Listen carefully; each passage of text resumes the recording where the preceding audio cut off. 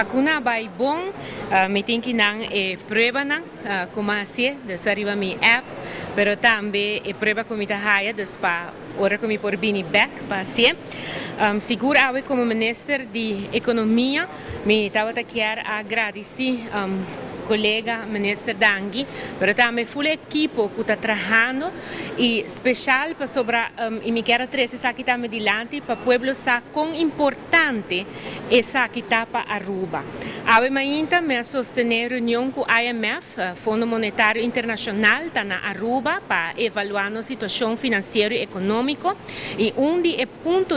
em qual Aruba a score hopi alto comparado com o país tão ronde nós e isso na Caribe. Está hecho que Aruba tem vacuna e Aruba a começar de viajar acaba maneira não também deploy vaccination e essa aqui para nós está muito importante para sobre eta positivo para o crescimento econômico que nós temos ter de je. E aí aqui tem para nós por reativar a economia do país Aruba e a vacinação aqui a vacuna não aqui não exercício que nós está fazendo aqui não tá ajuda nosso país e a IMF também a indicar na minha persona que essa aqui está ponto hopi importante para Aruba e hopi positivo para Aruba. Nós torçamos COVID seu efeito para a parte econômica está grande, seguro Aruba está em primeiro lugar de lo qual está Standard & Poor's, a companhia de rating para o país com mais loja impacto forte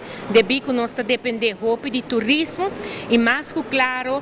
ponto de vista caminho que nós trabalha como país para pôr a raia e vacuna, pero hopi importante para a maneira que a vacuna chega para o manhã acaba, turco está outra claro para pôr a brinda essa aqui no pueblo. Que minha invitação te queda na cada